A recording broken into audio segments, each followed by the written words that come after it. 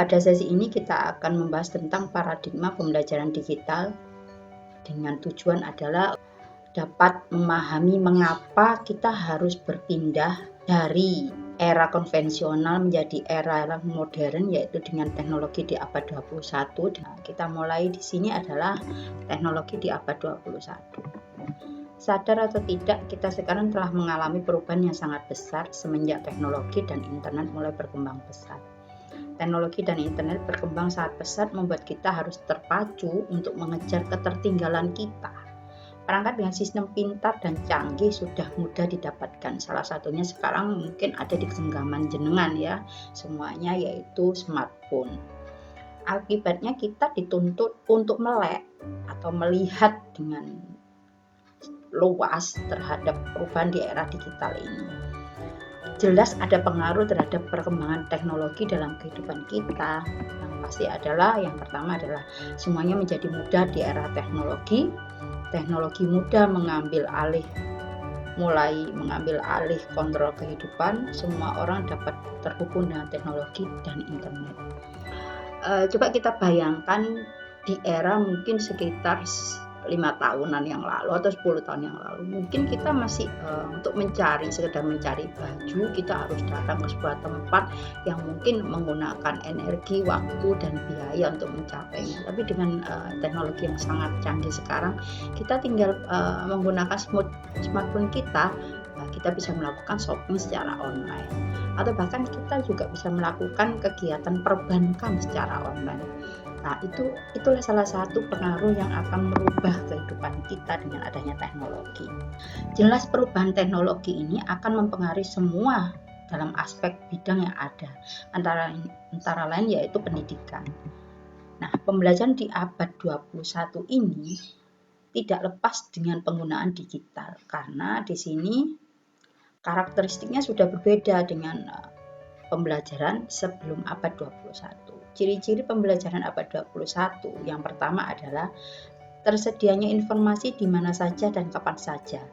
Implikasinya bahwa pembelajaran diarahkan untuk mendorong peserta didik mencari tahu dari berbagai sumber informasi dan bukan diberitahu, karena mereka termasuk gen atau milenial ya, generasi milenial. Yang kedua adalah komputasi, yaitu penggunaan mesin yang menyebabkan semuanya menjadi lebih cepat, mengharuskan pembelajaran diarahkan untuk mampu merumuskan masalah dan bukan hanya menyelesaikan masalah. Yang ketiga adalah otomasi, yang mampu menjangkau semua pekerjaan rutin, membuat pekerjaan harus diarahkan untuk melatih berpikir analitis, berpikir mekanitis, secara rutinitas ya. Dan ciri yang keempat adalah komunikasi yang semakin cepat, menuntut pembelajaran menekankan pentingnya kerjasama dan kolaborasi dalam menyelesaikan masalah.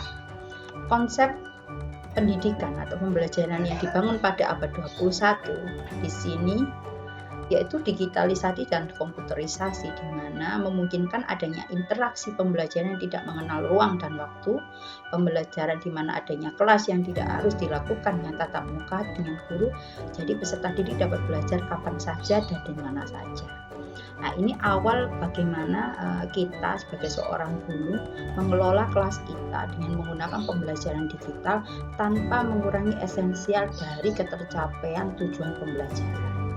Nah, hal ini menjadi tantangan bagi kita sebagai guru, karena di abad 21 di sini siswa atau peserta didik yang kita belajarkan itu mempunyai ciri-ciri generasi milenial, di mana ciri-ciri generasi milenial di sini adalah mengutamakan gadget sebagai sumber informasi, senang dengan segala sesuatu yang cepat, mudah, dan instan, sehingga kita sebagai guru itu juga harus mempunyai bekal atau kompetensi bagaimana kita masih bisa berkolaborasi untuk mengelola, mencipta, dan merancang sebuah pembelajaran di mana mengakomodir semua ciri-ciri atau karakteristik dari generasi milenial ini. Karena apa? Mereka akan merasa bosan jika harus ada di dalam kelas dengan rutinitas yang sama. Oleh karena itu, di sini guru harus mempunyai bekal atau mempunyai kompetensi yang harus dikuasai di abad 21. Nah, untuk kompetensi yang harus dikuasai atau keterampilan yang harus dikuasai oleh guru di sini, yang pertama adalah konstruktif, kognitif, komunikatif, komputer savvy, kreatif, dan kritikal. Di sini ada kata-kata komputer savvy ya. Artinya apa? Di sini guru harus juga mulai belajar, yaitu bagaimana mengelola sebuah informasi melalui teknologi yang canggih sehingga proses pembelajaran itu bisa berada tanpa batas ruang dan waktu, sehingga teman-teman guru bisa mengemas semuanya itu dengan menggunakan kecanggihan yang ada di teknologi yang saat ini. Di sini kreatif dan inovatif, di sini guru harus bisa menemukan sebuah model pembelajaran atau merancang sebuah pembelajaran yang menerampilkan siswanya untuk kreatif. Yang jelas adalah kalau gurunya kreatif, pasti siswanya juga kreatif. Kalau konstruktif di sini artinya apa? Artinya adalah guru mampu membangun sebuah pengetahuan atau pemahaman sebuah materi atau konsep dengan mengkonstruk atau membangun dari pengalaman yang dipunyai oleh siswa, sehingga tidak semerta-merta bahwasanya dianggap siswa itu tidak punya modalitas seperti itu. Kolaboratif ya, di sini connected itu termasuk kolaboratif, bisa berkolaborasi, guru dapat berkolaborasi dengan siswa dalam pembelajaran menjadi sebuah pembelajaran yang sangat apik sekali, dengan peran utamanya adalah siswa yang menjadi peran utama atau student center di sini. Di sini juga ada critical kreatif. Nah, di sini harapannya adalah guru harus mempunyai kemampuan berpikir kritis dan kreatif, di mana semua pembelajaran yang ada sekarang ini bisa diaplikasikan lewat pembelajaran digital dan dikaitkan dengan kehidupan sehari-hari. Baik, Bapak dan Ibu, ini langkah awal kita harus merubah paradigma kita, mindset kita, bahwasanya seorang guru harus mengikuti perubahan zaman, dan zaman yang sekarang atau abad 21 ini menuntut kita sebagai seorang guru melek terhadap teknologi dan bisa melakukan pembelajaran dengan melalui pembelajaran digital.